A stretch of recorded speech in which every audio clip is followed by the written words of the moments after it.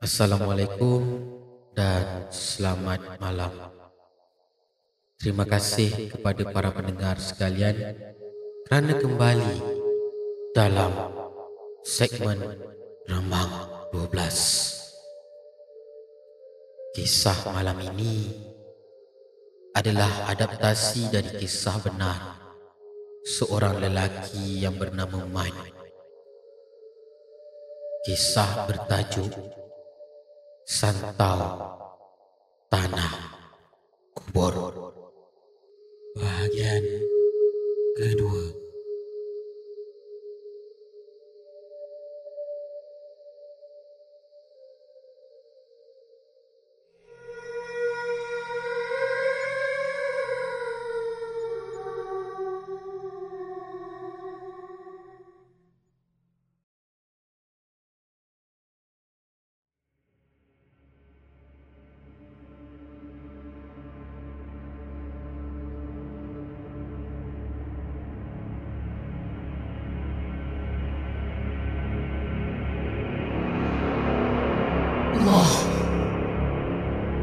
Allah.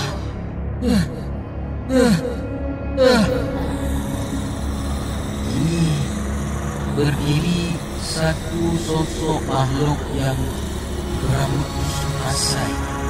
Matanya tertutul ke depan, mukanya berkedut seni. Tertarik, bajunya lusuh, tangannya panjang sampai ke lantai, lalu menyeringai kepada aku. Jarak aku dengan dia hanya 2 jengkal. Aku seakan terpaku di situ. Anak-anak terus-terusan menjerit, "Ayah lari! Ayah lari!" Aku cuba, tapi kaki aku seakan dipasung. Aku kuatkan jiwa dan rohani aku. Aku pejamkan mata dan aku cuba juga untuk baca ayat kursi 3 kul dan Bismillah 7 di mana yang selalu aku amalkan sebagai ikhtiar. Selama aku pejamkan mata, aku dapat rasa tangan makhluk tadi mengusap-usap pipi aku. Ya Allah, panas dan berlendir rasanya. Aku menggigil. Tuhan saja yang tahu bagaimana rasanya aku ketika itu. Bismillahirrahmanirrahim. Bismillahirrahmanirrahim. Bismillahirrahmanirrahim. Bismillahirrahmanirrahim. Bismillahirrahmanirrahim. Bismillahirrahmanirrahim. Samawati wal ardh. الذي لا يضر مع اسمه شيء في الأرض ولا في السماء وهو السميع العليم. الله أكبر. Sejurus launan suci aku laungkan. Makhluk tadi mengeluarkan suara yang agak nyaring. Bingit aku dengar suara ini. Perlahan-lahan makhluk itu lenyap dari pandangan mata. Tanpa berlengah, aku bangun. Seakan baru terlepas dari pasungan. Azam, sila. Pergi ambil barang-barang kamu yang penting saja. Sekarang. Saiful, tolong ayah angkat mak. Kita balik rumah Yai. Cepat, sekarang.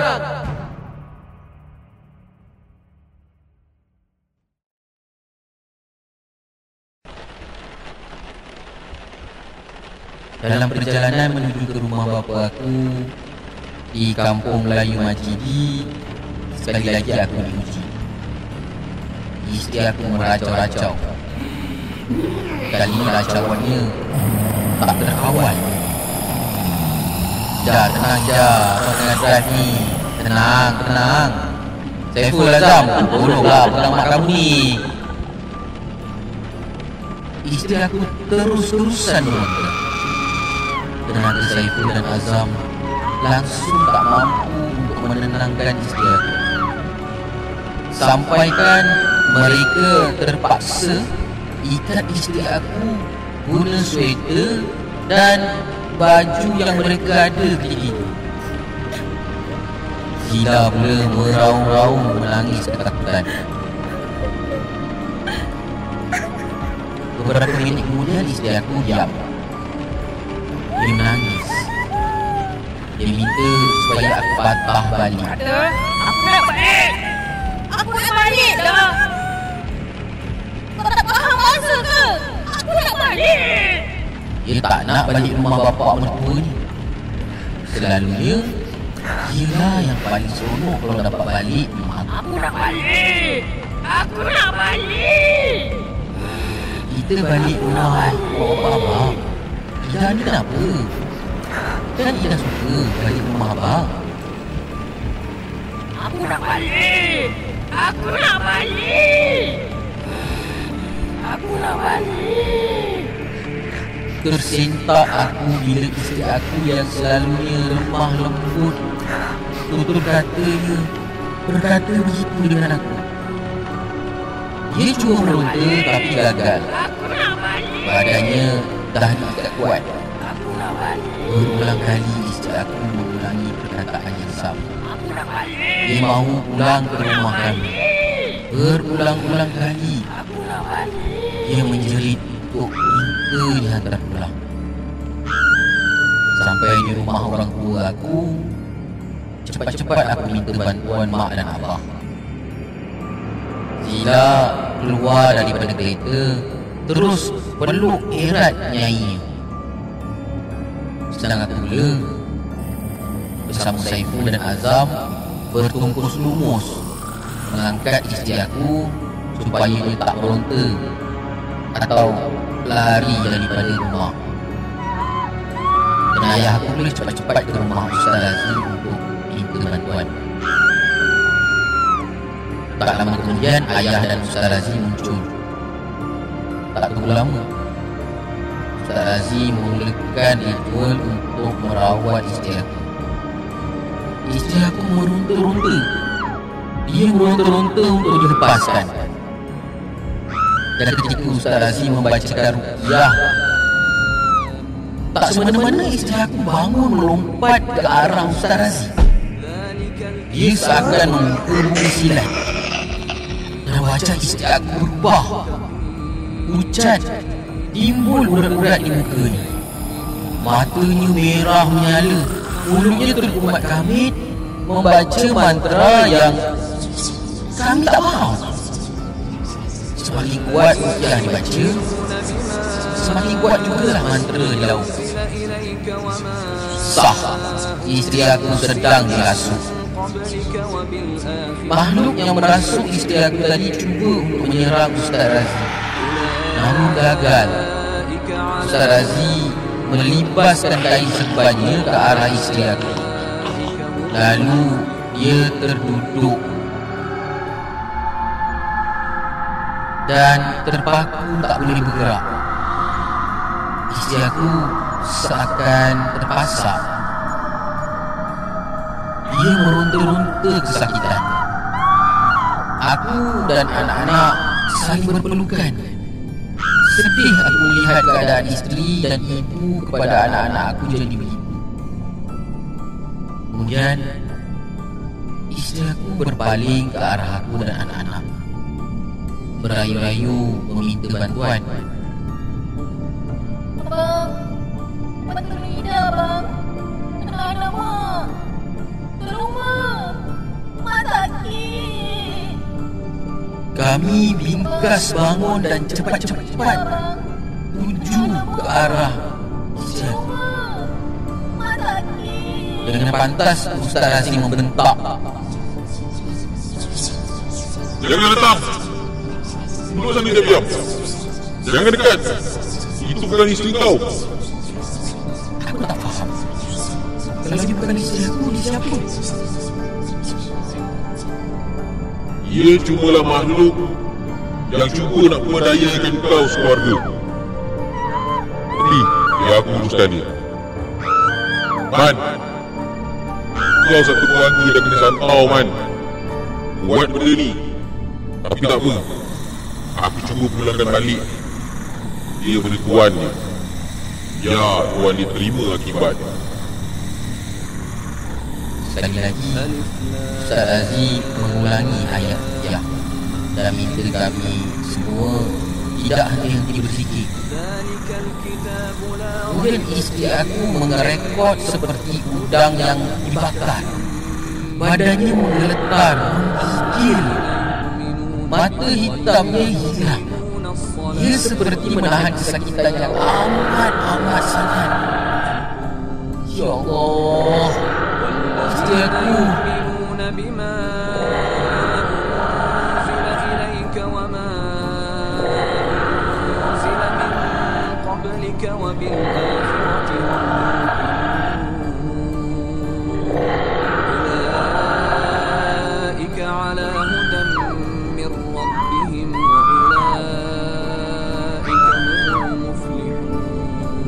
Allah! Ustaz Razi melaut. Ditepuk belakang isteri aku. Tersembur muntah dari mulut isteri aku. Keluar lendir putih kekuning-kuningan seperti kahak. Kemudian diikuti dengan rambut dan ketulan-ketulan coklat seperti darah. Baunya sangat busuk. Aku cepat-cepat mendapatkan isteri aku. Ustaz Razi terduduk letih dan mengarahkan aku untuk bantu isteri aku bersihkan diri dan berehat. Malam itu kami bersengkang mata sampai subuh. Kata Ustaz Razi, perlu buat begitu. Takut-takutlah kalau si penghantar santau cuba untuk buat serangan balas. Alhamdulillah, sehingga masuk waktu subuh, tiada serangan ataupun kejadian yang pelik berlaku. Kami solat subuh berjemaah.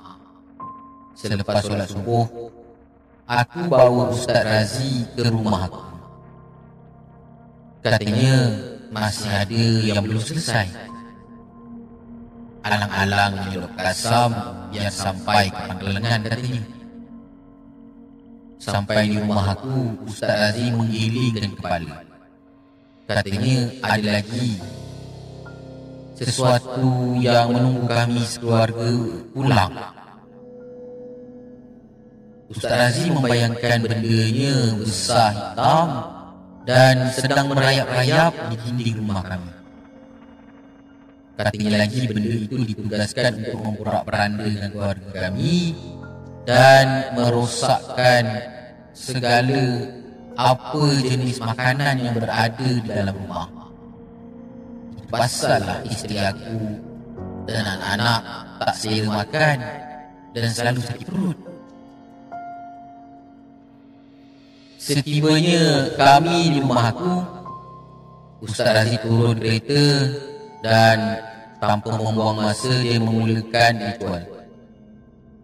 Aku hanya memerhatikan dari dalam kereta.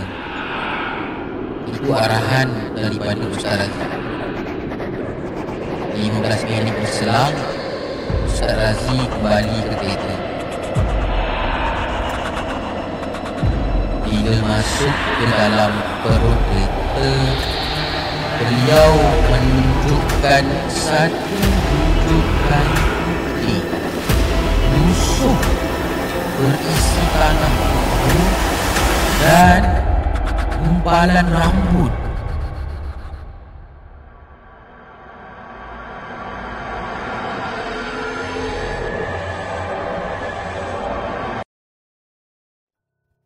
Katanya dia jumpa di celah pasu bunga rumah aku. Sudahlah hantar santau, diletak lagi tanah kubur depan rumah kami. Ustaz Razi mengarahkan aku membawanya ke sungai berdekatan dengan pasar burung pandan.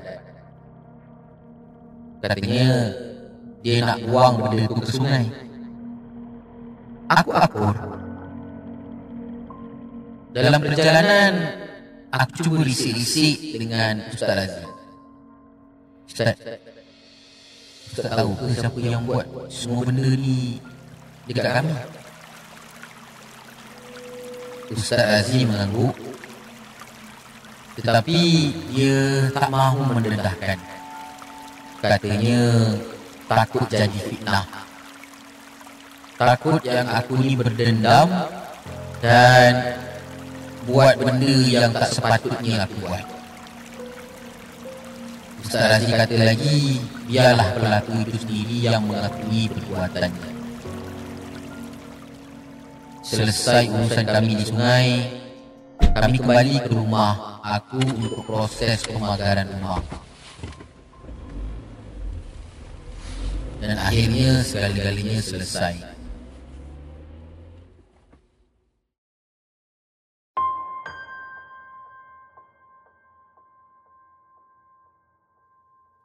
Selepas kejadian malam itu, kami tinggal di rumah mak dan ayah aku buat sementara waktu. Isteri aku, alhamdulillah, kembali sihat seperti sedia kali.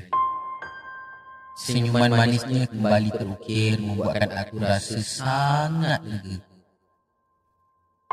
Anak-anak pula dah kembali ceria. Ya Allah, aku bersyukur ke atas rahmat-Mu, Ya Allah.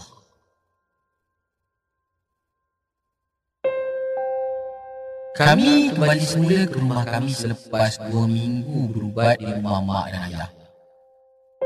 Setibanya kami di rumah, kami terkejut kerana terdapat truk polis dan ambulans di hadapan rumah Abang Husni dan Kak Latifah. Jiran-jiran yang lain turut berkerumun di situ. Cepat-cepat aku parkir kereta dan kami sekeluarga bergegas ke sana. Sampai di hadapan rumah Abang Husni dan Kak Latifah, aku cuba bertanya kepada salah seorang pegawai polis yang berada di situ. Tuan, apa dah jadi, Tuan? Kata pegawai tadi, pihak polis terima laporan ada penemuan 2 mayat, seorang lelaki dan seorang wanita dalam rumah, yang dianggarkan mereka mungkin dah meninggal dunia lebih hampir seminggu. Keberadaan mayat tersebut disedari oleh jiran-jiran apabila jiran-jiran terbau bau yang sangat busuk datangnya daripada rumah itu. Masya Allah, aku menggusuk-gusuk dada. Mayat-mayat tu mayat Abang Husni dan Kak Latifah ke? Mestilah kan? Ini kan rumah mereka. Seketika kemudian mayat mereka berdua dibawa keluar dengan berbungkus plastik hitam. Dapat aku lihat salah satu mayat yang diusung menampakkan seperti sedang mengangkat tangan ke hadapan, seolah-olah dia sedang bergelut dengan sesuatu ataupun seseorang. Kemudian aku bertanya lagi kepada pegawai polis tadi, ini kes pecah rumah ke Samun? Yang meninggal itu siapa? Pegawai itu lihat muka aku. Dia maklumkan kepada aku, siasatan awal menunjukkan tak ada sebarang unsur jenayah. Kemudian pegawai tersebut tarik aku tepi. Dia kata, mayat wanita yang dijumpai di dalam rumah tersebut namanya Latifah binti Ahmad, dan mayat lelaki pula Husni bin Abdul Karim. Mereka ditemui terbaring dengan kesan jerutan di dalam sebuah bilik di tepi altar kecil, seperti sedang melakukan ritual pemujaan.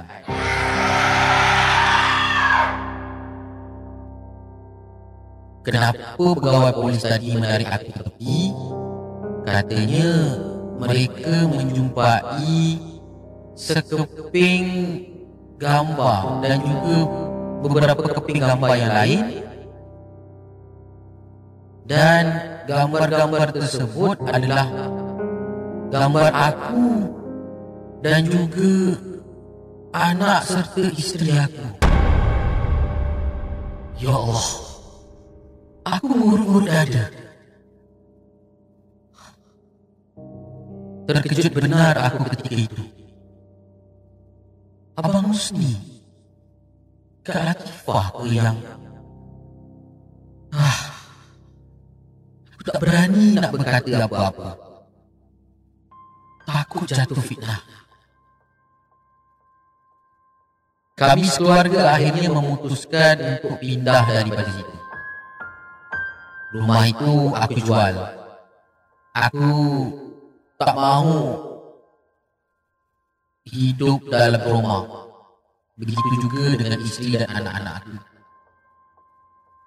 Alhamdulillah, setelah 2 tahun kisah ini berlaku, kami hidup aman dan damai.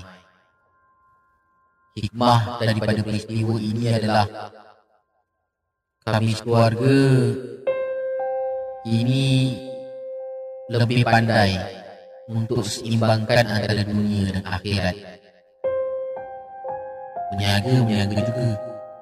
Rohani perlu diperkuatkan. Jiwa perlu dipenuhi supaya tidak mudah tumbang dengan bisikan dan gangguan daripada jin dan syaitan. Begitulah. Oh iya, untuk pengetahuan semua, Abang Husni dan Kak Latifah ada anak tunggal, Amna namanya. Tapi sampai sekarang katanya Amna tak dijumpai. Aku tak tahulah. Aku harap Amna baik-baik saja. Sekian kisah daripada aku, Cik Man. Bukan nama sebenar.